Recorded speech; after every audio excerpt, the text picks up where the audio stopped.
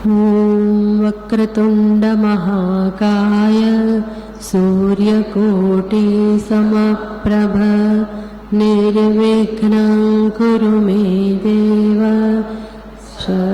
कार्येषु सर्वदा। अज्ञानतिमिरान्धस्य ज्ञानाञ्जनशलाकया चक्षुरुन्मीलितं येन तस्मै श्रीगुरवे नमः। मूकं करोति वाचालं पङ्गुं लङ्घयते गिरिं यत्कृपातमहं वन्दे परमानन्दमाधवम्।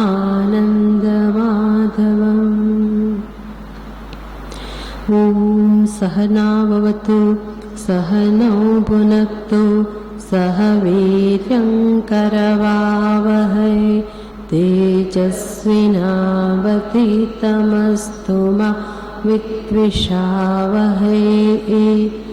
ॐ शान्ति शान्ति शान्तिः। ॐ सदाशिवसमारम्भाम् शङ्कराचार्यमध्यमाम् अस्मदाचार्यपर्यन्ताम् वन्दे गुरुपरम्पराम्।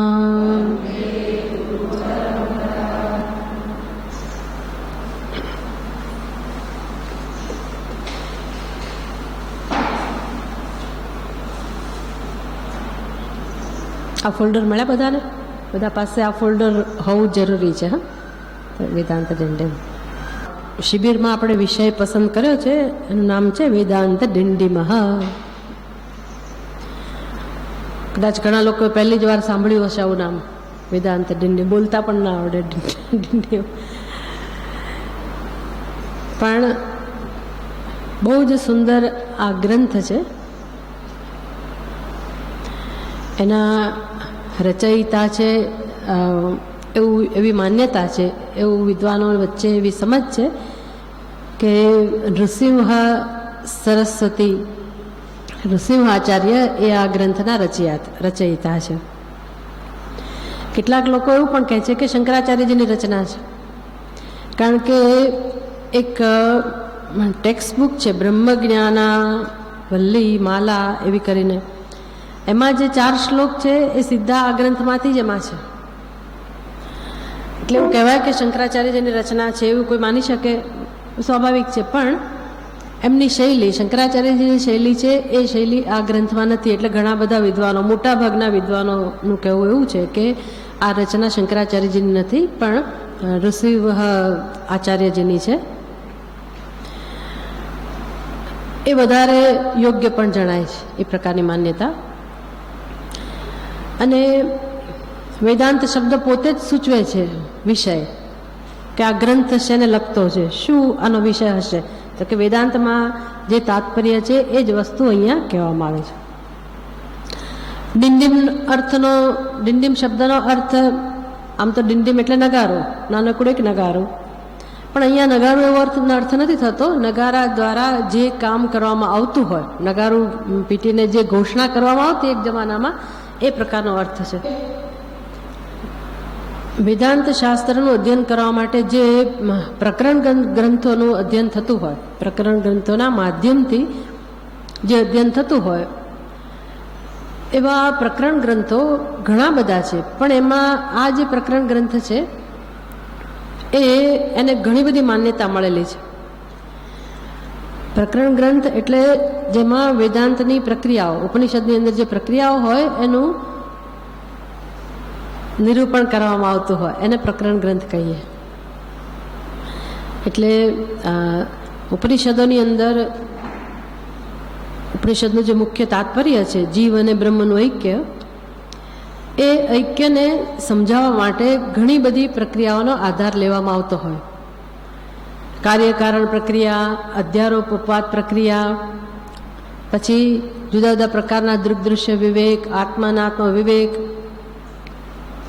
મોટા ભાગની આ બધી પ્રક્રિયાઓ, આ બધી પદ્ધતિ મૂળ વસ્તુને સમજાવવા માટે કે વેદાંતમાં મુખ્ય વિષય કયો છે, તો કે બ્રહ્મ સત્ય જગત મિથ્યા, જીવ બ્રહ્મ એવ ના અપરઃ, જીવ બ્રહ્મથી જુદો નથી, જે છે તે પરમાત્મા છે, ઈશાવાસ્યમ ઇદમ સર્વમ. આ એક વસ્તુ વેદાંતને સમજાવવી છે, એનું મુખ્ય તાત્પર્ય છે. કેમ સમજવું એના માટે જુદી જુદી પ્રક્રિયાઓનો આધાર લેવામાં આવે તો આવી જે ઉપનિષદની પ્રક્રિયાઓ ઘણીવાર ઘણી જટિલ જણાતી હોય એવી બધી પ્રક્રિયાઓ છે એ આ ગ્રંથની અંદર પણ સમાવી લેવામાં આવી છે. એવું કહેવાય છે કે 4 વેદની અંદર જે 200 જેટલા ઉપનિષદ, એનાથી પણ વધારે હશે, પણ આ બધા ઉપનિષદની અંદર જે પ્રક્રિયાઓનો ઉપયોગ થયો છે એ આની અંદર આવી જાય છે.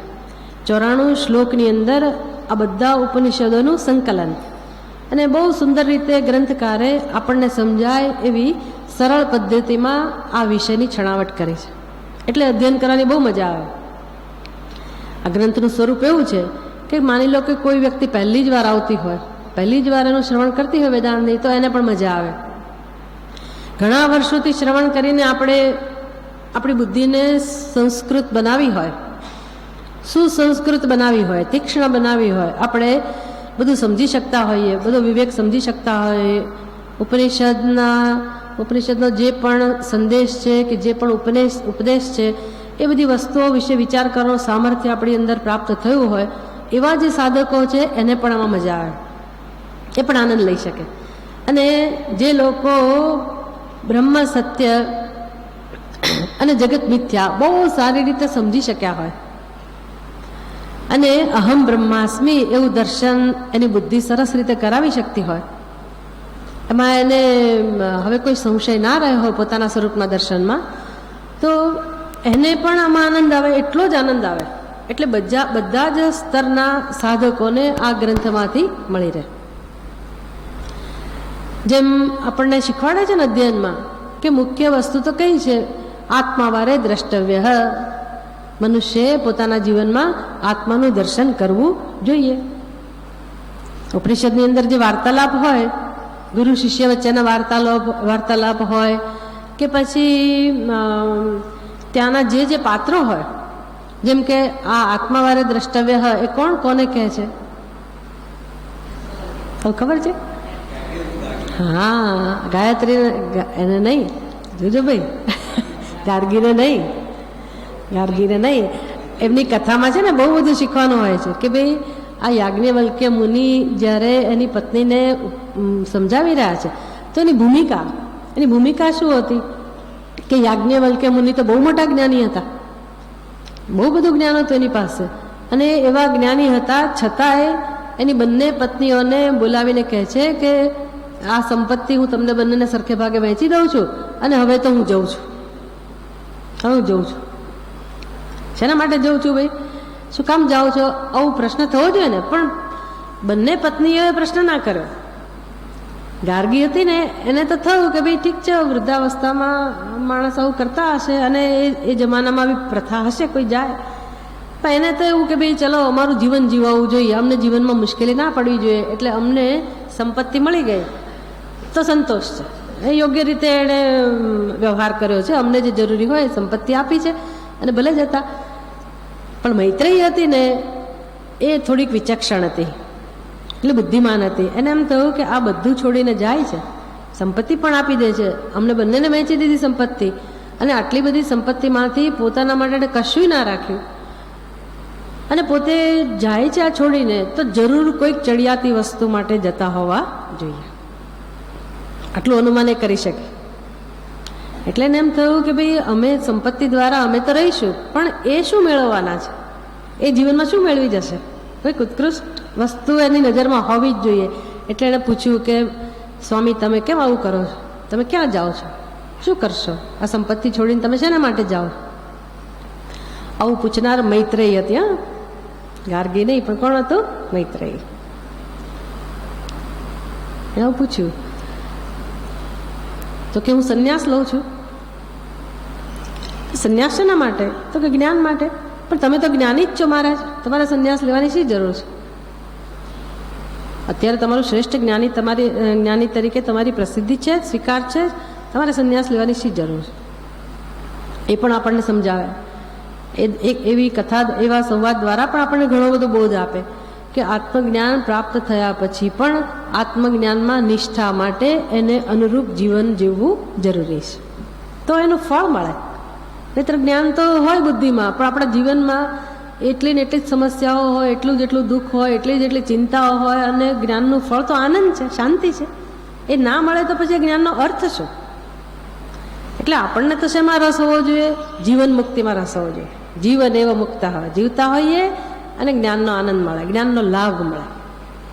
અને એ મનુષ્ય મેળવી શકે એમ છે, કોઈ પણ મનુષ્ય એ વસ્તુ પ્રાપ્ત કરી શકે એમ છે. એટલે આપણા જીવનમાં આ બધી વસ્તુઓનું મહત્વ સ્થપાતું જવું જોઈએ. ખાલી જાણી લીધું, ખબર પડી ગઈ, એનાથી કામ નથી થતું. આપણે પહોંચવું તો છેક સુધી પહોંચો, લક્ષ્ય ઊંચું જ લક્ષ્ય રાખો. અને શું કામ? Why should we compromise for the less? જો અનંતની પ્રાપ્તિ થતી હોય તો શું કામ થોડુંક મેળવીને સંતોષ લેવો?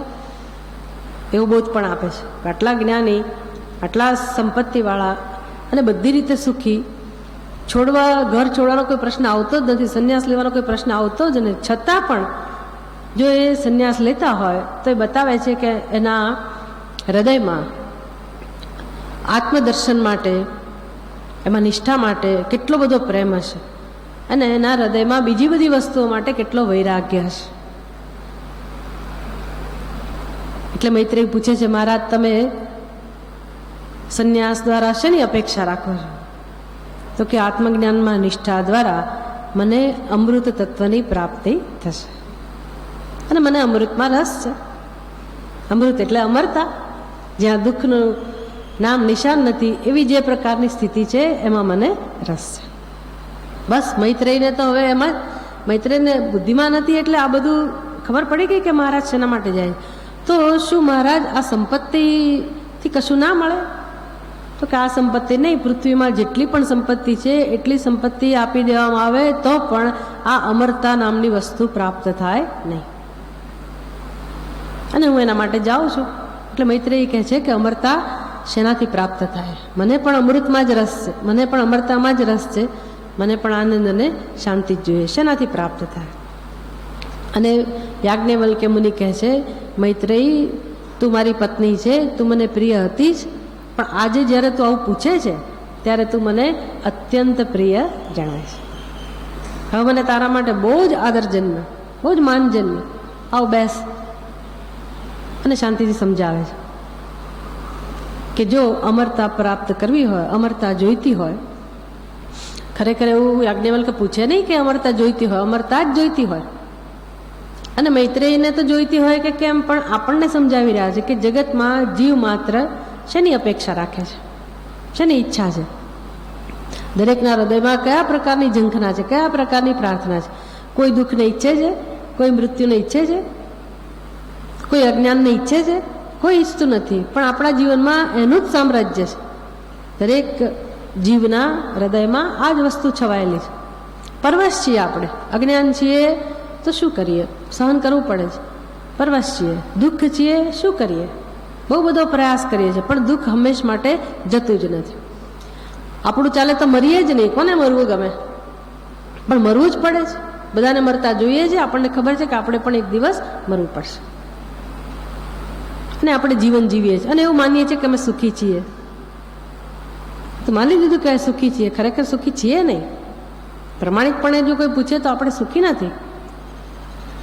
તો દરેક જીવની ઈચ્છા છે, કોઈ પસંદગી નથી કે તમારે અમરતા જોઈએ છે કે મૃત્યુ જોઈએ છે, દુઃખ જોઈએ છે કે સુખ જોઈએ, એવો વિકલ્પ નથી. જ્ઞાન જોઈએ કે અજ્ઞાન જોઈએ.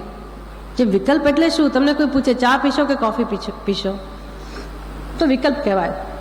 કેમ? કોઈ કહેનારું નીકળે, બે અમે ચા નથી પીતા, અમે કોફી પીએ છીએ. પણ તમને સુખ જોઈએ કે દુઃખ જોઈએ? શું ચાલશે? ત્યાં તમે તમારું ડાપણ બતાવો, ચાલશે, ફાવશે, ગમશે. અમને તો આવું શીખવા મળ્યું, ચાલશે, ફાવશે, ગમશે, અમે તો બધું ચલાવી લઈએ. લોકોને એમ થાય કે અમે જ્ઞાની થઈ ગયા, અમે ઓર જીવન જીવી શકીએ. તો ત્યાં ચાલે, ચાલશે, ફાવશે, દુઃખ ચાલશે, ફાવશે, ગમશે, અજ્ઞાન ચાલશે, ફાવશે, ગમશે, એવું ચાલે? એવું ત્યાં એવો ઉપાય ના, એવો ઉત્તર ના આપી શકીએ. કારણ કે કોઈને દુઃખ જોઈતું જ નથી, કોઈને અજ્ઞાન જોઈતું જ નથી. એટલે ત્યાં વિકલ્પ નથી, ત્યાં કોઈ આપણને પસંદગી માટેની છૂટ નથી, સ્વતંત્રતા નથી. દરેકને એક જ વસ્તુ જોઈએ છે, જ્ઞાન જોઈએ છે, મુક્તિ જોઈએ છે, અમરતા જોઈએ છે, સુખ જોઈએ છે, પ્રેમ જોઈએ, જે શબ્દો વાપરો એ આ વસ્તુની ઈચ્છા દરેક જીવ ધરાવે છે. અને નામ અમરતા. એ શેનાથી પ્રાપ્ત થાય? એટલે યાજ્ઞવલ્ક્ય મુનિએ મૈત્રેયને કહ્યું કે જીવ માત્ર જેને ઝંખે છે એ જે છે અમરતા કે અનંતતા, એ આત્માનું સ્વરૂપ છે. આત્માનું સ્વરૂપ છે. આ ગ્રંથમાં પણ આપણને સમજાવશે. એ આત્માનું જ સ્વરૂપ છે. માટે મહાવાક્ય છે તત ત્વમ અસી. તું જેને ઈચ્છે છે એ તું જ છે. આત્માનું સ્વરૂપ છે, આત્માનું જ સ્વરૂપ છે. માટે હે મૈત્રેયી, જીવનમાં આત્માનું દર્શન થવું જોઈએ. આત્માવારે દ્રષ્ટવ્ય. દર્શન એટલે આંખોથી દર્શન કરવું એવું દર્શન નહીં. દર્શન એટલે કે બુદ્ધિથી પોતાના સ્વરૂપને ઓળખવું જોઈએ. જેવું સ્વરૂપ છે એવું સ્વરૂપ આપણે જાણવું જોઈએ. આત્માવારે દ્રષ્ટવ્ય. એક ઉપાય આપી દીધો. અમરતા જોઈતી હોય તો એક જ ઉપાય છે, આત્માવારે દ્રષ્ટવ્ય. પણ કેમ જાણવું આત્માને, કેમ ઓળખવું? કારણ કે બધા જ આપણી જેવા છે, બધા જ અજ્ઞાની છે. હું કોની પાસે જાઉં અને પ્રમાણ કહું? આત્માના સ્વરૂપનું દર્શન કરવા માટેનું પ્રમાણ કહું તો શ્રુતિ એકમાત્ર પ્રમાણ છે, શાસ્ત્ર એકમાત્ર પ્રમાણ છે. આપણી બુદ્ધિમાં આપણા વિશેની જે સમજ છે કે હું જીવ છું, હું મનુષ્ય છું, હું સ્ત્રી છું, હું પુરુષ છું, હું સફળ છું, નિષ્ફળ છું, દુઃખી છું, સુખી છું, આપણા વિશેની આવી સમજ છે. આપણા વિશેની સમજ શ્રુતિ પાસે કેવી છે? શ્રુતિ શું કહે છે?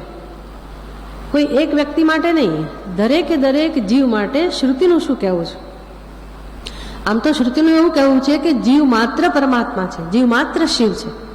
પણ બીજા બધા જીવોને આ ઉપદેશ આપણે ઉપલબ્ધ ના કરાવી શકીએ. બધા જીવોની અંદર આ પ્રકારની વ્યવસ્થા ભગવાને નથી મૂકી. એક મનુષ્યની અંદર ભગવાને એવી વ્યવસ્થા કરી આપી છે, એક વિશેષ વસ્તુ આપી છે, બુદ્ધિ નામની એક વિશેષ ભેટ આપી છે, જેને કારણે મનુષ્ય આ ઉપદેશ ગ્રહણ કરી શકે. એટલે દરેક જીવનું સત્ય શ્રુતિ જાહેર કરે છે. નિત્ય શુદ્ધ, નિત્ય બુદ્ધ, નિત્ય મુક્ત, ચિદાનંદ રૂપ શિવોહમ શિવોહમ, પૂર્ણોસી, ધન્યોસી, કૃતકૃત્યોસી.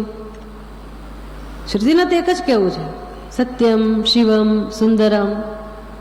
તું નિત્ય શુદ્ધ, નિત્ય બુદ્ધ, નિત્ય મુક્ત, તું પૂર્ણ જ છે, તું શિવથી અભિન્ન છે. શિવ જ તારું સત્ય છે. દરેક જીવનું સત્ય શિવ જ છે. શિવ એટલે પરમ કલ્યાણકારી, શિવ એટલે આનંદ સ્વરૂપ, શિવ એટલે સત સ્વરૂપ, શિવ એટલે ચિત્ત સ્વરૂપ, શિવ એટલે આનંદ સ્વરૂપ. દરેકનું સત્ય આ જ છે. આવું શ્રુતિ જાહેર કરે. તો આપણી બુદ્ધિમાં આપણી જે સમજ છે એ સાચી કે શ્રુતિ આપણા વિશે જે કહે છે એ સાચું? આપણો અનુભવ છે એ સાચો કે શ્રુતિ કહે છે ભલે અનુભવ ના હોય તો પણ એ સાચું? આવું આપણે ક્યારે વિચારવા તૈયાર થઈએ? શ્રુતિ માટે આદર હોય તો. શ્રુતિ એટલે શાસ્ત્ર, એટલે ઉપનિષદ, ભગવદ્ ગીતા, કેવા પ્રકરણ ગ્રંથો, એ બધા માટે આપણને આદર હોય, આપણા હૃદયમાં એના માટે પૂજ્ય ભાવ હોય, આપણા હૃદયમાં એ બધા ગ્રંથોમાં જે ઉપદેશ છે એના માટે શ્રદ્ધા હોય, એના માટે પ્રેમ હોય. ઈશ્વર કૃપાથી કહો, બાળપણથી આપણે કોઈ સંસ્કાર લઈને આવ્યા હોય એના કારણે કહો, ઘરના સંસ્કાર, પોતાનું સત્કર્મ, પોતાનું ચિંતન, પોતે જીવનમાં જે કંઈ બોધ લીધો હોય એ બધાને કારણે જો આપણે શાસ્ત્રમાં શ્રદ્ધા ધરાવી શકતા હોઈએ તો શાસ્ત્ર શું કહે છે એ આપણે સાંભળીએ.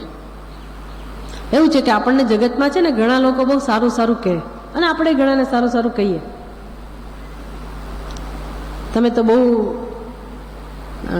તો બહુ મહાન કવિ છો, તમે મોટા વિદ્વાન છો, તમારી તો વાત જ છે, તમારી પાસે તો કેટલી બધી શક્તિઓ છે, કેવું સામર્થ્ય છે, કેવી આવડત છે.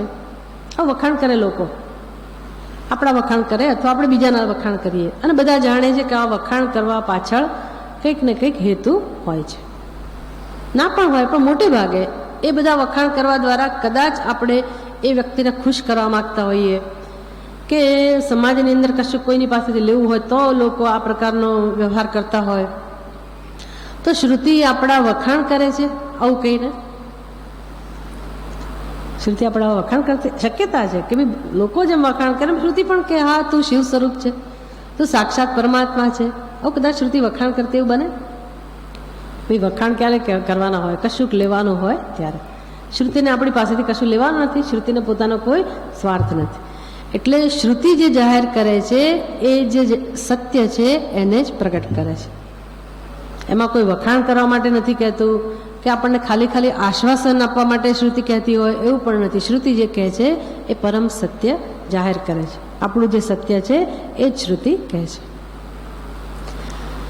તો એ ગમે કે ના ગમે, આવું સાંભળીને આપણને આનંદ થાય કે ના થાય? ભલે અનુભવમાં ના હોય પણ કોઈક તો સારું કહેનારું નીકળ્યું, અને જેને કંઈ સ્વાર્થ નથી એ મને સારી વાત કહે છે, સાચી વાત કહે છે, તો એ સાંભળવામાં તો આનંદ આવે.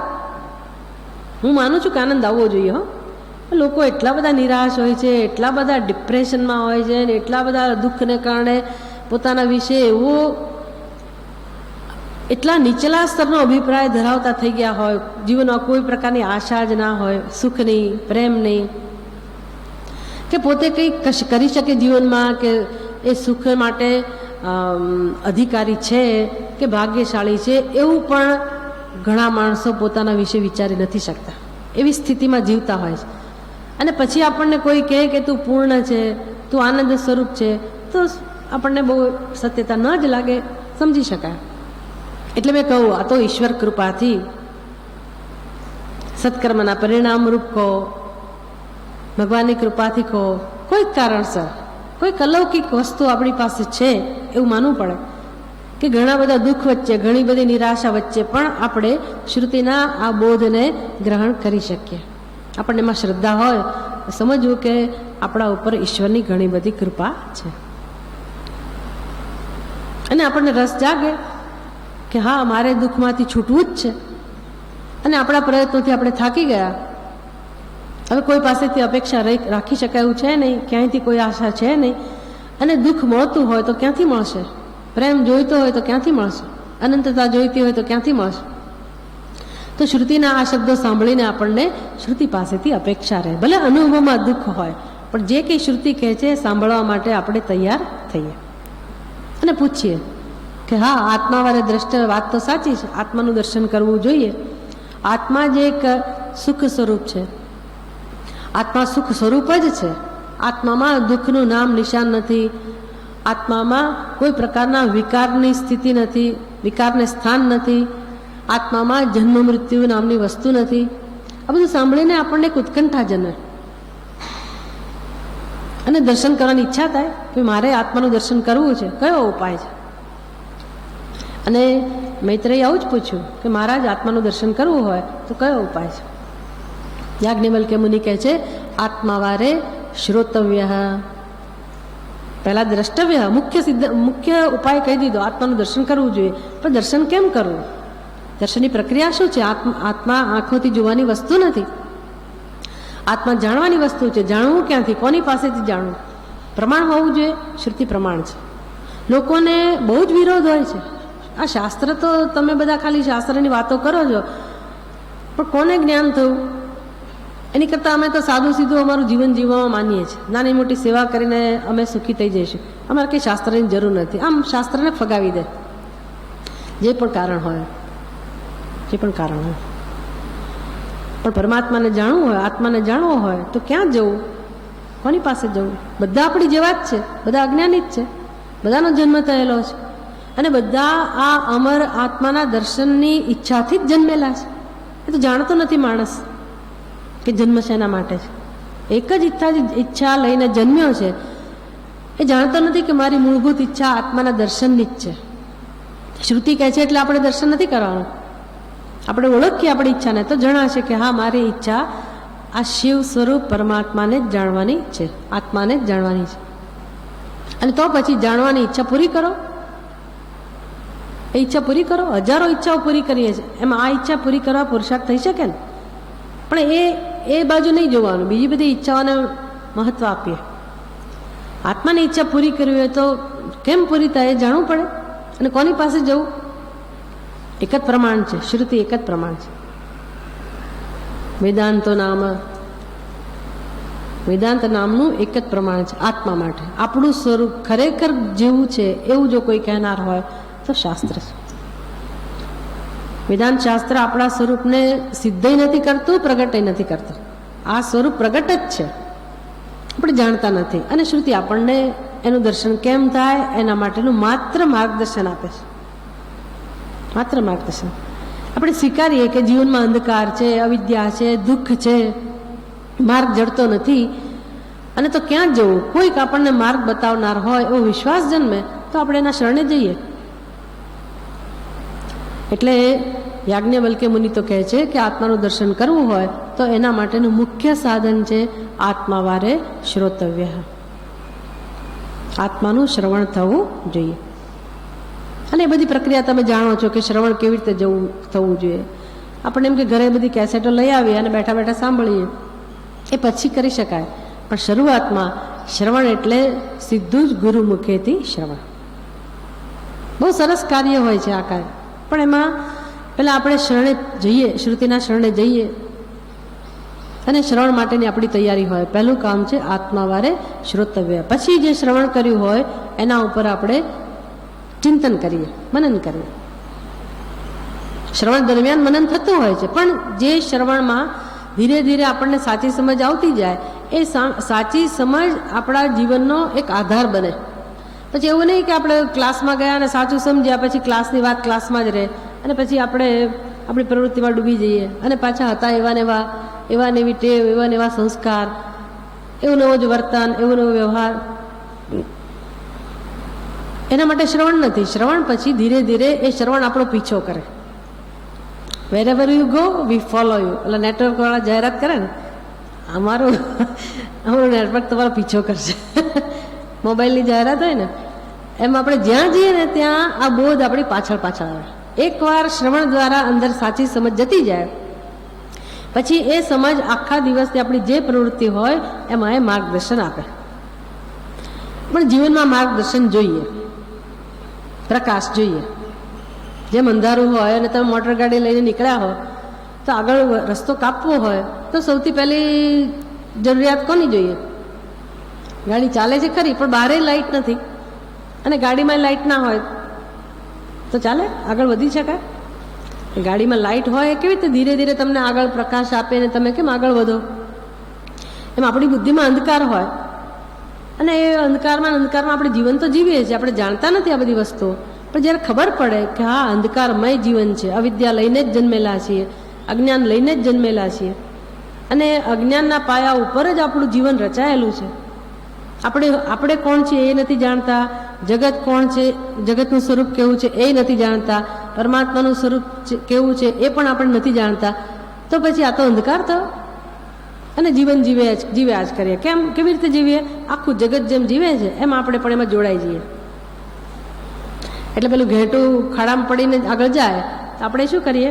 ખાડામાં પડીએ. પછી વિચાર ના કરીએ કે ભાઈ આપણે એણે કર્યું એટલે આપણે કરવું જરૂરી જ છે, એ વિચાર ના કરીએ. આમ થવું માન્યતા જ છે કે જીવન આમ જ જીવાય. એક ક્રમ નક્કી છે. બાળક મોટું થયું એટલે આટલું ભણતર ને પછી એનાથી મોટું થયું એટલે આટલું ભણતર ને પછી ડિગ્રી ને પછી કેરિયર ને પછી લગ્ન ને પછી બાળકો ને પછી પરિવાર. આ વ્યાખ્યા થઈ ગઈ કે જીવન આનું જ નામ. પછી એમાંથી કોઈ આઘું પાછું થાય ને તો લોકો એની સામે જરા જુદી રીતે જુએ. હવે એવું નથી. ત્યારે મારા સ્વામી દયાનંદજી મહારાજ બહુ હસાવે કે ભાઈ આ પડોશી આવીને મારી માને હેરાન કરે કે તમારો દીકરો કેમ લગ્ન નથી કરતો, શું થઈ? એને સંન્યાસ લીધો ને ત્યારે તો લોકો જેમ પેલું મૃત્યુ થાય ને કેમ આપણા ઘરે બેસવા આવે એમ લોકો બેસવા આવે કે શું થઈ ગયું તું તમારા દીકરાને, શું મુશ્કેલી પડી તેણે સંન્યાસ લીધો ગામડામાં એ ત્યાં આગળ. એવું છે લોકોને કે શું હશે, લોકો માની જ લે એને કંઈક નક્કી કંઈક નિષ્ફળતા મળી હશે એટલે જ એણે સંન્યાસ લઈ લીધો. આ વિચાર બધે. એટલે જીવન આમ જીવો તો જ એને જીવન કહેવાય. તમે ભણવા ગણવામાં હોશિયાર હો અને તમને કંઈ ડિગ્રી મળી હોય તો જ તમે જીવવાની યોગ્યતાવાળા વ્યક્તિ છો, સમાજમાં તમારું કંઈક સ્થાન છે એવા કહેવાઓ. ન ભણેલો એટલે ચોકડી, અંગ્રેજી ભાષા ના આવડતી તો સાવ અત્યારે તો જાણે તમે અંગૂઠા છાપ છો એવો જ વ્યવહાર કરે. નોકરી ધંધો ના હોય એટલે માણસ જાણે કે કશો કામનો જ નથી. આવી બધી એક માન્યતા છે ને, બધા ખ્યાલ છે સમાજમાં. આવા બધા ખ્યાલને કારણે કેટલાય લોકો બિચારા દુઃખી રહેતા હશે. કેમ તો કે હું ભણેલો નથી, કેમ તો કે મારા લગ્ન નથી થયા, કેમ તો કે મારી પાસે નોકરી ધંધો નથી, કેમ તો કે મારી પાસે ઘર નથી. આટલા જ કારણોસર માણસ દુઃખી છે. એટલે આવું હોય તો જ જીવન છે, એવી માન્યતા છે. એટલે આ તો અંધકારમય જીવન છે. જીવન એના માટે નથી, સુખી થવા માટે જીવન છે. અને શાસ્ત્ર સુખી થવાનો ઉપાય બતાવે છે. એટલે જો થોડોક પણ કંઈક સમજ હોય આપણી અંદર કે જીવન કેમ જીવવું, એનું સાચું માર્ગદર્શન હોય તો જીવનમાં કંઈક આગળ વધાય. અને એ માર્ગદર્શન એટલે જ્ઞાનનો પ્રકાશ. અને એ પ્રકાશ ક્યાંથી પ્રાપ્ત થાય? સત્સંગમાંથી, શ્રવણમાંથી, શ્રવણ કરતાં કરતાં મનનમાંથી. જેમ જેમ આપણું શ્રવણ વધતું જાય એમ મનન કરવાનું સામર્થ્ય વધતું જાય. બધાને ભગવાને ક્ષમતા આપી છે. તમે તમારી બુદ્ધિથી વિચાર કરી જુઓ ભાઈ. શરૂઆતમાં જ શ્રુતિનો આધાર છે. આખી જિંદગી કંઈ તમારે શ્રુતિને સમર્પિત થઈને રહેવાની જરૂર નથી. પછી તો શ્રુતિ આપણી બુદ્ધિને એવી સરસ બનાવી દે કે શ્રુતિમાં જે દર્શન છે, શ્રુતિનો જે બોધ છે, આપણી બુદ્ધિ બહુ સરસ રીતે એને ગ્રહણ કરી શકે, વિચાર કરી શકે.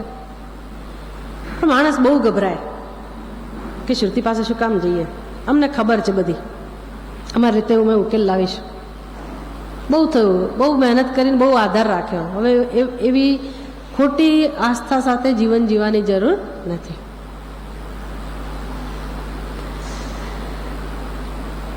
શ્રોતવ્ય મંતવ્ય, મનન કરતા શીખવું.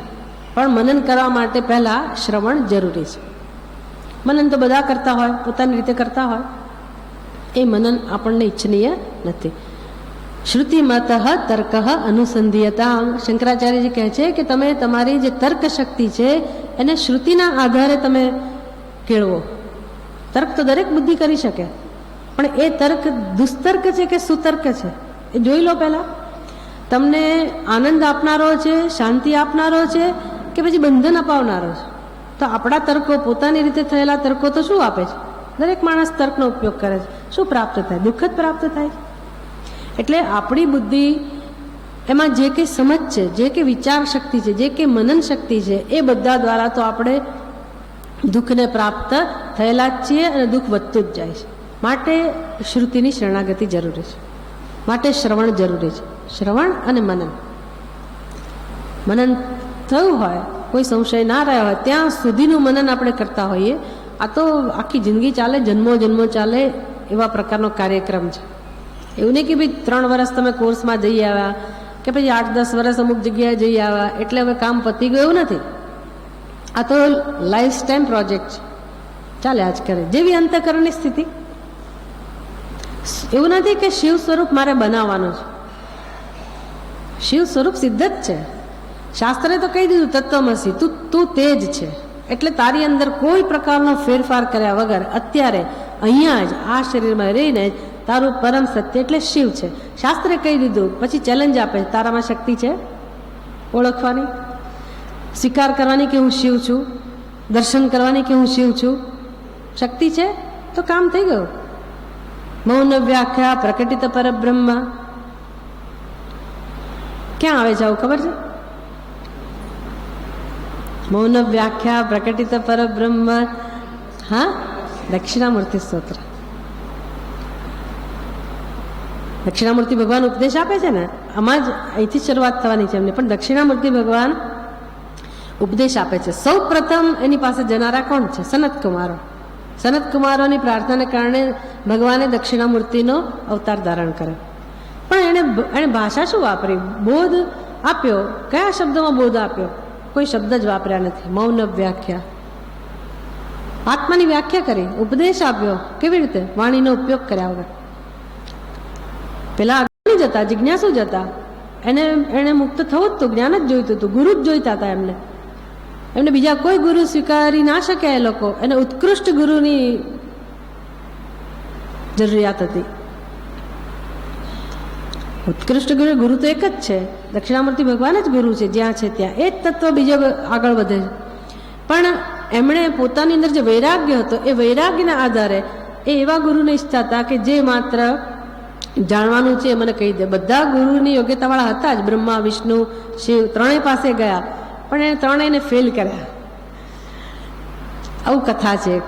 જેમ આપણે તે જઈએ એટલે જરાક આપણી પાસે માપદંડ હોય ને કે ભાઈ કોની પાસે જવું, આને જ્ઞાની કહેવાય કે ના કહેવાય, આના પાસે જવાય કે ના જવાય, આપણે નક્કી કરીએ કે ભાઈ આ મને બરાબર લાગે છે કાંઈ અહીંયા જઈ શકાય એટલે આપણે જઈએ. આપણે એ બધાને સિલેક્ટ કરીએ ને એમ એવું હશે એ કથામાં એવું આવે એટલે એને એમ કે આ બ્રહ્માજી સૌ પ્રથમ સૃષ્ટિ જેમાંથી ઉત્પન્ન થઈ એટલે સૌથી શ્રેષ્ઠ બ્રહ્માજી છે, તો એની પાસે ગુરુની અપેક્ષાથી ગયા. તો બ્રહ્માજીનું તો એણે દર્શન કર્યું તો બ્રહ્માજી તો છે ને મસ્ત હતા વીણાનું વાદન શ્રવણ કરવામાં. અને વીણા કોણ વગાડતું હતું? સરસ. એટલે જરાક આ લોકોને ના ગમે કે સરસ્વતી વીણા વાદન કરે છે અને બ્રહ્માજી સાંભળે છે, તો આ તો સ્ત્રી વીણા વગાડે છે ને સાંભળવા મસ્ત છે કે આપણને જ્ઞાન નહીં આપી શકે. એટલે આગળ વધો. વિષ્ણુ ભગવાન ચડ્યા હતા એમની પાસે ગયા. તો વિષ્ણુ ભગવાન પાસે ગયા તો પછી તો એ લોકો આગળ વધી જ ના શક્યા. કેમ? તો લક્ષ્મીજી ક્યાં બેઠેલા છે? વિષ્ણુના ચરણમાં. અને લક્ષ્મીજી ચરણ સેવા કરે છે. એટલે આ તો આ હૃદયમાં તો એટલો બધો વૈરાગ્ય હતો કે વાત ના પૂછો. એટલે એને એમ થયું અહીંયા પણ આ પણ ખોટી જગ્યા છે. એટલે એને એમ કે શિવજી જ્ઞાનના દેવતા છે, ચલો આપણે ત્યાં જ જઈએ. અને શિવજી પાસે ગયા ત્યારે તો આ લોકોએ આંખ જ બંધ કરી દીધી. પાર્વતી ક્યાં બેઠેલા છે? વામાંકે સ્થિતા. આને ગુરુ બનાવાય? જતા રહ્યા લોકો, જતા રહ્યા. બહુ પ્રાર્થના કરી ભગવાનને કે તમે અમને ઉપદેશ આપો, જ્ઞાન આપો, તમે ગુરુના રૂપમાં પ્રગટ થાઓ. અને ભગવાન દક્ષિણામૂર્તિ રૂપમાં પ્રગટ થયા. અને શું ઉપદેશ આપ્યો? આવી મુદ્રા છે ને અહીંયા દક્ષિણામૂર્તિ ભગવાન એટલે આ બરાબર જોઈ લેજો. દક્ષિણામૂર્તિ ભગવાન મંગલાચરણમાં એમની જ આરાધના છે, એમને જ નમસ્કાર. તો દક્ષિણામૂર્તિને ભગવાનને એક હાથની મુદ્રા આ પ્રકારની છે, જેને કહેવાય જ્ઞાન મુદ્રા અથવા ચિન્હ મુદ્રા. એનો બોધ છે. આ આંગળી છે ને અહંકારનું પ્રતીક છે.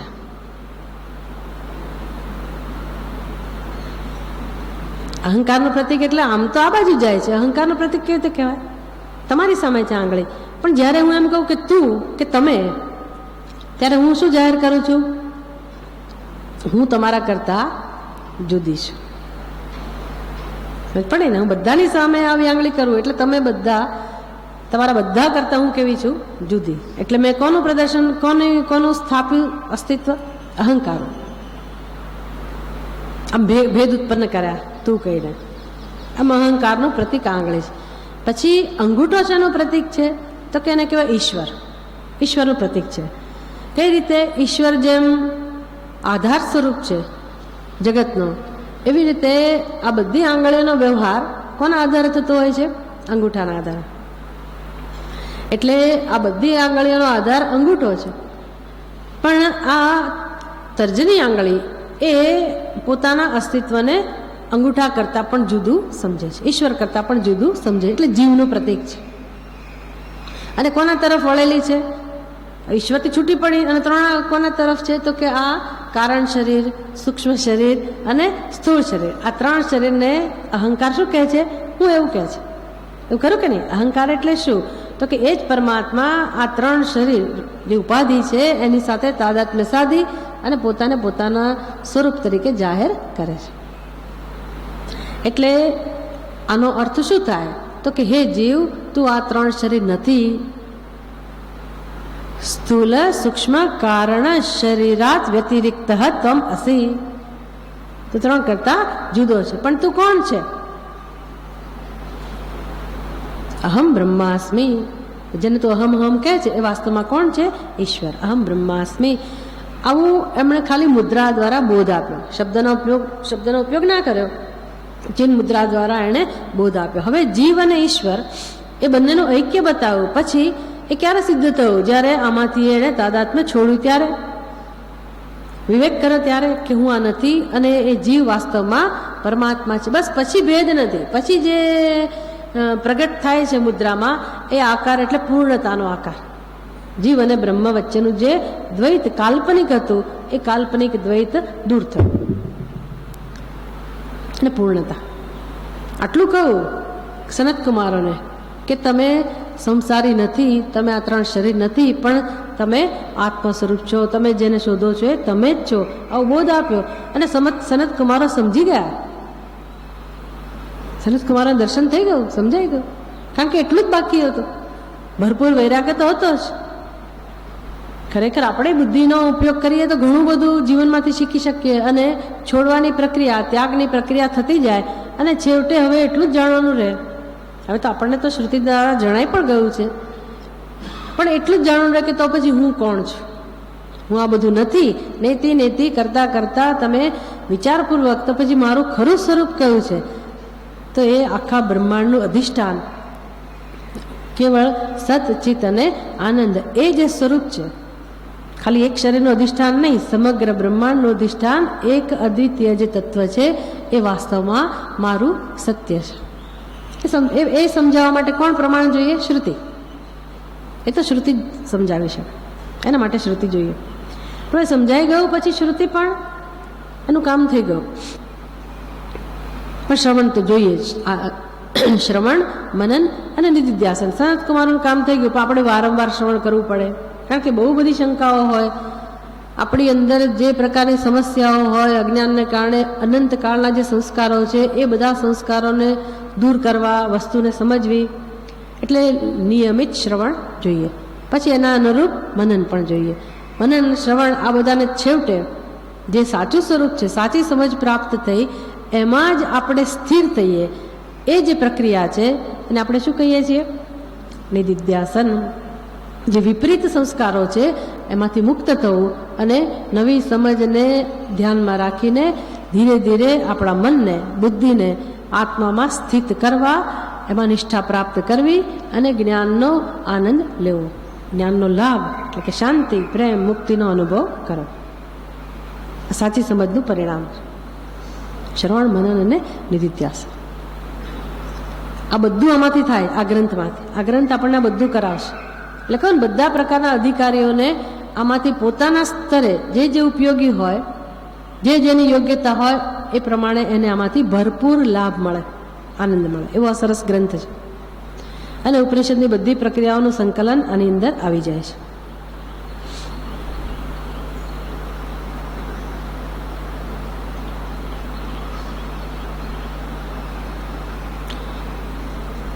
ડિંડીમહ, ડિંડીમહ એટલે નગારું, ઘોષણા.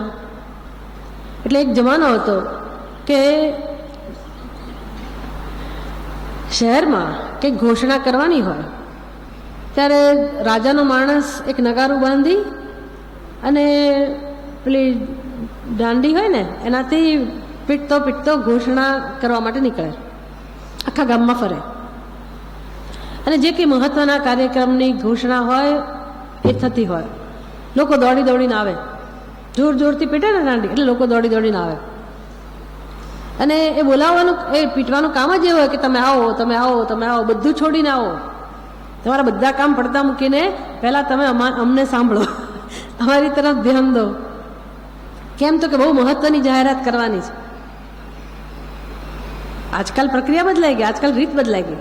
ચાલો ચાલો ચાલો લાઉડસ્પીકરમાં બોલતા હોય રિક્ષામાં બેસીને, આજે સાંજે રાત્રે 8 વાગે ફલાણા ફલાણા મેદાનમાં ફલાણા ફલાણા ભાઈનું પ્રવચન છે, પોલિટિશિયન છે ને એના માટે ભેગા થજો, અથવા તો આ સર્કસ અહીંયા ગોઠવાયું છે, જોવા આવો, લાભ લો. આખો દિવસ ચાલે આજ કરે, એટલે આપણે કાને પડે. ના સાંભળવું હોય તો કાને આવે અવાજ, એવી મોટી મોટીથી બોલે, એટલે પછી આપણી અંદર નોંધ થઈ જાય, હા સર્કસ આવ્યું છે, ઉનાળો છે, વેકેશન છે, સર્કસ આવ્યું છે. એટલે પછી ક્યારે જવું પ્રોગ્રામ બનાવે, એટલે જઈએ, પેલાનું કામ થઈ ગયું. એમ જે જે ઘોષણા કરવાની હોય એના માટે આવું નગારું પીટવામાં આવતું હતું. એટલે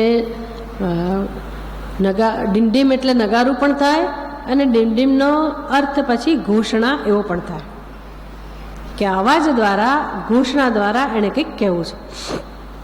એટલે અહીંયા શું અર્થ કરીએ આપણે?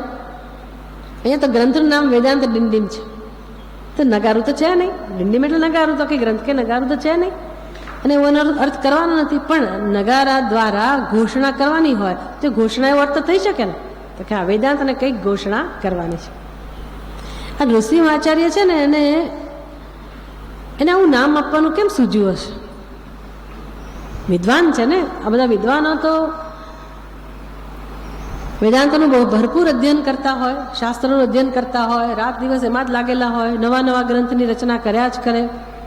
ભલે ને પોતાને બધી સમજ હોય તો પણ નવું નવું લખ્યા કરે, અને કેટલું બધું જગતમાં સાહિત્ય હોય તો પણ એ લખ્યા કરે.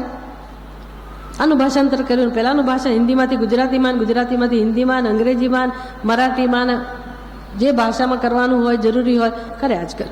ભાઈ તમારે શું જરૂર છે આટલી બધી મહેનત કરવાની? અમને ખબર છે, અને બહુ બધા પુસ્તકો છે. અમારે કરવું છે કારણ કે અમારાથી રહેવાતું જ નથી. અમે જોઈએ છીએ કે આનાથી શું લાભ છે, આવું કરવાથી અમને લાભ છે, અને જે સાધકને માની લો કે એ ભાષા ના આવડતી હોય તો એને ઉપયોગી થશે.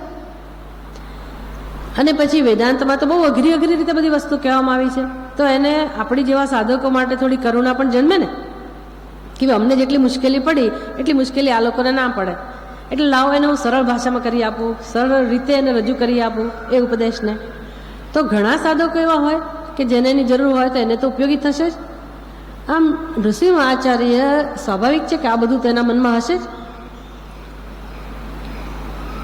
પણ ઘોષણા આવું નગારું ડીંડીમ શબ્દ શું કામ વાપર્યો હશે? ત્યારે જોયું હશે કે આખું જગત, મોટા ભાગના લોકો દુઃખ, નિરાશા, અજ્ઞાનમાં ડૂબેલા છે. અને જોતા એવું જણાય છે, બધાની સાથે વ્યવહાર કરતા એવું જણાય છે કે જીવ બિચારો બહુ મૂંઝાયેલો છે, બહુ દુઃખી છે. ક્યાં જવું, શું કરવું, ઉપાય નથી મળતો. મોટાભાગના મનુષ્ય તમે એને પૂછો ને તો આપણને ખબર પડે કે એના જીવનમાં કેટલી નિરાશા છે. કશું કે એનામાં રસ લઈને પૂછીએ ત્યારે જણાય. એટલે માણસ જીવન જીવતા એટલો નિરાશ થઈ ગયો હોય, બધા પ્રયત્ન કરી ચૂક્યો હોય દુઃખમાંથી છૂટવા, પણ અસહાયતા જ આવતી હોય એના ભાગ્યમાં, પરવશતા જ સહન કરવી પડતી હોય, અને દુઃખ જતું જ ના હોય. પછી માણસ શું કરે ખબર છે? મારું ભાગ્ય જેવું, મારું નસીબ જેવું, મારું નસીબ હશે તો જ મને આવા લોકો સાથે રહેવાનું મળ્યું ને, તો જ આ માતા પિતા છે, તો જ આ ભાઈ બહેન છે, તો જ આ બાળકો સંતાનો છે, તો જ પતિ પત્ની છે. એટલે બધાનો પછી સમાધાન કેવી રીતે કરે? મારું નસીબ જવું, મેં કર્યા હશે એટલે મારે ભોગવવા પડે. બહુ કર્યું પણ જ્યારે સુખ મળ્યું જ નથી એટલે મારા ભાગ્યમાં નહીં જ હોય. એટલે હવે જીવન પૂરું થવા આવ્યું ત્યાં માણસના મનમાં કયો નિર્ણય હોય? આખી જિંદગી દુઃખી રહ્યા એટલે મૃત્યુ સુધી દુઃખી જ રહેવાનું. આમાં કોઈ ફેર પડવાનો નથી. આ પરિસ્થિતિમાં કોઈ ફેર પડવાનો નથી. આ જન્મમાં સુખની અપેક્ષા રાખી શકાય એવું જ નથી. કોઈ પ્રકારની પરિસ્થિતિમાં પરિવર્તન આવવાનું જ નથી. લગભગ લોકોની બુદ્ધિમાં આવો નિર્ણય થઈ જાય, એને આપણે નિરાશા એવું કહીએ.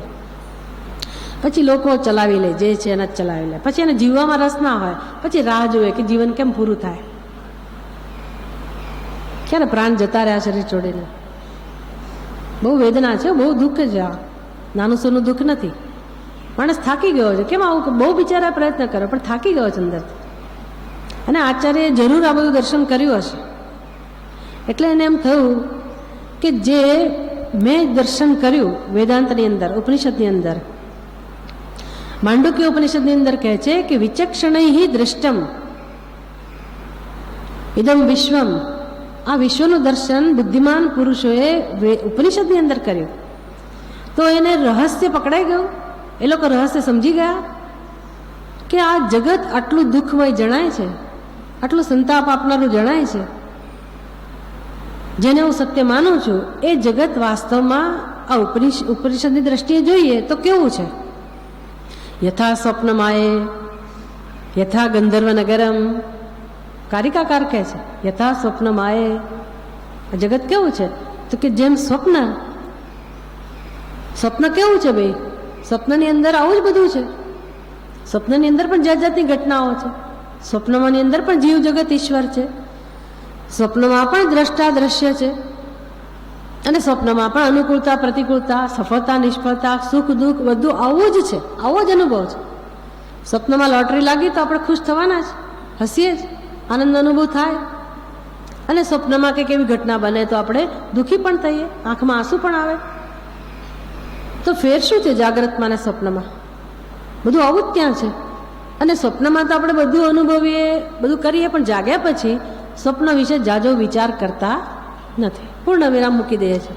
લોટરી લાગી તો પછી હવે એનું આમ વારંવાર યાદ કે હા મને તો લોટરી લાગી હતી, બીજું 5 લાખની લોટરી લાગી હતી, હવે હું શું કરીશ પૈસાનો, એટલા બધા પૈસા મળશે શું કરીશ, હવે એનો શું ઉપયોગ કરીશ, આવું આપણે ચિંતન ચાલુ રાખીએ. પૂર્ણ વિરામ. ભાઈ લોટરી લાગી હતી, આપણે ઉછળ્યા ખરા, સ્વપ્નમાં ખુશી થયા, પણ જાગ્યા એટલે તરત ટ્યુબલાઇટ થઈ કે આ સ્વપ્ન કેવું છે, સ્વપ્ન સાચું નથી. અને કેટલું બધું દુઃખ પણ પડ્યું હોય, જંગલમાં હોઈએ ને એકલા પડી ગયા હોઈએ ને અંધકાર હોય ને પાછળ બધા રાની પશુઓ પડેલા હોય અને ધ્રુજતા હોઈએ ને કેટલું બધું. આ તો કોઈક કારણસર અચાનક જાગી ગયા, સારું થયું, બાકી જાગ્યા ત્યારે તો ધ્રુજતા જ હોઈએ. પણ પછી એ ધ્રુજારી ધીરે ધીરે શાંત થઈ જાય. શેનાથી? જાગી ગયા એટલે નહીં, તરત આપણી બુદ્ધિ, આપણું જ્ઞાન, સ્વપ્ન વિશેનું જ્ઞાન આપણી સાથે આવે કે બીજો આજુબાજુ જોઈ લે, ખરેખર હાથી નથી પાછળ પડ્યો, અંધકાર નથી, હું મારા ઘરમાં જ છું. આપણી બુદ્ધિ જ કે આ તો સ્વપ્ન હતું. અને હાશ આપણે હા સ્વપ્ન હતું, ખરેખર સ્વપ્ન જ હતું ને ભાઈ, હા સ્વપ્ન જ હતું. બસ શાંત, પેલી ધ્રુજારી જતી રહે. તો હવે સ્વપ્નની અંદર પણ અનુભવો થયા, પણ સ્વપ્નનું સ્વરૂપ કેવું? અનુભવ બધા એ વખતે સાચા લાગતા હતા, પણ સ્વરૂપ થયા સ્વપ્ન કેવું એ સત્યની વ્યાખ્યામાં આવતું નથી. પછી જાદુગરનો ખેલ જોવા ગયા હોય, ત્યાં જાતની વસ્તુઓ જોઈ હોય. પહેલાના જાદુગરો શંકરાચાર્યજી દ્રષ્ટાંત આપે તો એવું દ્રષ્ટાંત આપે, આપણે તો ખાલી આવું સાંભળે ને ત્યારે આશ્ચર્ય થાય કે એવા જાદુગરો હતા. એ કહે છે કે હવામાં દોરડું ફેંકે જાદુગર, દોરડું ફેંકે ને દોરડા ઉપર એક માણસ ચડીને ઉપર જતો રહે. થોડી વાર થાય એટલે તો તમને ત્યાં આગળ બધા હથિયારોનો અવાજ સંભળાય અને મહાન યુદ્ધ કે કોઈકની સાથે કરતો હોય એમ ઉપરથી કોઈનો હાથ પડ્યો, કોઈનો પગ પડ્યો, કોઈ હથિયાર પડ્યો, જાતના દ્રશ્યો પણ સર્જાય. એટલે આપણને તો આમ ધબકારા વધી જાય કે આવું આ શું ચાલી રહ્યું છે, આપણે સાચું માની લઈએ, ગભરાઈ જઈએ. અત્યારના જાદુગરો એની રીતે બતાવતા હોય, પેલું વોટર ઓફ ગંજીસ, પાણી નાખ્યા જ કરે, તો આપણને એમ તો આ જગ ખાલી થઈ ગયો, વળી પાછું પાણી ક્યાંથી આવ્યું? તો પાણી દેખાય જ છે ને, પાણીનો અવાજ આવે. એ જ્યારે પાત્રમાં પાણી જગમાંથી નાખતો હોય તો પાણીનો અવાજ આવે, એટલે આપણને તો પાણી સાચું જણાય જ છે, કોઈ શંકા જ નથી હોતી. પેલી છોકરી આવે ને પછી એને બોક્સમાં પૂરી દે અને પછી એના ટુકડા કરે અને એક ટુકડો આ બાજુ લઈ જાય, બીજો ટુકડો આ બાજુ લઈ જાય. આપણે જોઈએ છીએ કે આ કંઈક એવી ઘટના બની અને થોડી વાર થઈને પેલી છોકરી પાછળથી આવે, આખી આવે. એટલે આપણે કશું સમજી ના શકીએ. ટુકડો હોય ને 500ની કાગળનો ટુકડો હોય અને 500,000ની નોટ બતાવી દે, આપણને 500ની નોટ જ જણાય. તમે જો એ બધામાં નાટકમાં કોઈ વાર જોવા ગયા હો અને ઓડિયન્સમાંથી કહે ને કે લાવ કાગળનો ટુકડો આપ, અને એને 500 નોટ બનાવે તો આપણે નજર સામે જોઈએ તો 500 નોટ જ હોય. પણ જો 500 નોટ જ હોય કે 1000ની નોટ જ હોય અને એ જ જાદુગરે ખરેખર એને એવી બનાવી દીધી હોય તો જાદુનો ખેલ કરવાની જરૂર છે કે ખેલ પતે પછી ઉઘરાવણી માટે નીકળે એવી જરૂર છે? એ જરૂર ના રહે. એટલે આપણે સમજીએ છીએ કે આ સાચું જણાય છે, છતાં પણ કેવું છે, સત્યતા આપી શકાય એવું નથી. ગંધર્વનગર તમે આકાશમાં જુઓ ને એક વાદળું આવ્યું, હાથી બન્યો ને જાત લોકો જઈ રહ્યા છે અને દુકાન પણ છે અને બધું કેટલા બધા દ્રશ્યો છે, પણ હજી જુઓ ત્યાં તો એના સ્વરૂપમાં પરિવર્તન આવે. પેલું વાદળું વિખેરાય જાય, હાથી જતો રહ્યો, સરઘસ જતું રહ્યું, લોકો જતા રહ્યા, આમ દૃષ્ટ સ્વભાવ. એટલે કે જેવું આ બધું છે, સ્વપ્ન, જાદુનો ખેલ અને ગંધર્વનગર, તો પછી એ આ જીવન તરફ નજર નાખે છે, જગત તરફ નજર નાખે છે અને જગતનું નિરીક્ષણ કરે છે. તો જોવે છે કે સવાર પડી, બપોર પડી, સાંજ પડી. સવારે જે હતા દ્રશ્યો બપોરે બદલાઈ ગયા, બપોરે હતા સાંજે બદલાઈ ગયા, અને દરેક નામરૂપ, દરેક પદાર્થને બારીકાઈથી જોવે તો દરેક વસ્તુ પોતાનો સ્વભાવ બદલ્યા જ કરે છે અને દરેક વસ્તુ નાશ તરફ જઈ રહી છે. તો પછી આ જાગ્રત અવસ્થાને કે આ જગતને, આ વિશ્વને સત્ય કહેવાય? એ સરખામણી કરી કે ના આ તો સ્વપ્ન જેવું જ છે, જાદુના ખેલ જેવું જ છે અને પેલા ગંધર્વનગર જેવું જ છે. તો હવે સત્ય કોણ છે? સત્ય કોણ છે? તો કે જોનારો એમાં કોઈ પરિવર્તન આવતું નથી. એની આપણે આગળ ચર્ચા કરીશું આ ગ્રંથમાં. પણ તો તમને એક એની થોડી ભૂમિકા આપી કે આ પ્રકારે વિચક્ષણ નૃસિંહ આચાર્યએ આવું દર્શન કર્યું હશે અને એમ થયું કે મારે સમાજમાં આ ઘોષણા કરવી જોઈએ કે આ વિશ્વને સત્યતા આપવા જેવું નથી અને તમે જે સુખી દુઃખી થાઓ છો એ આત્મા છે, એ અતિ મહત્વનો છે અને એ શુભ સંદેશ આપનાર છે. આ ડિંડિમ ઘોષણા સાજ વગેરે વાદ્યો શું કરે? શુભ, એને આપણે ઓસ્પિશિયસ ગણીએ છીએ, મંગલકારી ગણીએ છીએ. તો જાહેરાત બહુ મંગળકારી છે. આ ઘોષણા અત્યંત આનંદ આપનારી છે, શુભ છે અને દરેકના કાન સુધી જવી જોઈએ એવું એને લાગ્યું. એટલે એને વેદાંતને શું નામ આપ્યું? ડિંડિમ. બાકી વેદાંત પીપુડી જેવું છે, કોઈ બહુ એને મહત્વ ના આપે. પણ એને એમ થયું કે લાવ હું ઘોષણા કરું, કારણ કે બહુ સારા સમાચાર છે. એ દુઃખી થવાની જરૂર નથી, તારું સત્ય જુદું છે, જીવનમાં સુખ છે, શાંતિ છે, તારો નિર્ણય ખોટો છે, બસ તું જાગ અને આત્મામાં રસ લે. આ પ્રકારની કંઈક ઘોષણા દ્વારા એણે આ ગ્રંથને આવું નામ આપ્યું છે વેદાંત ડિંડીમાં.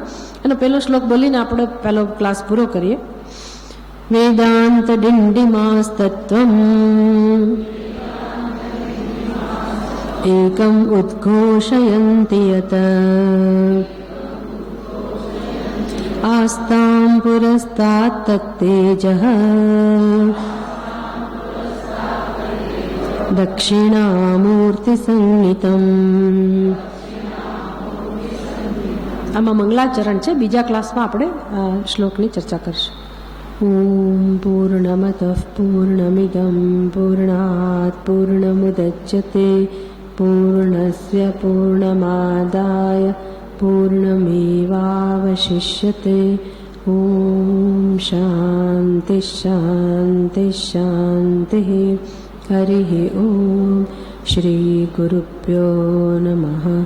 હરિः ઓમ. એનું અધ્યયન શરૂ કરીશું.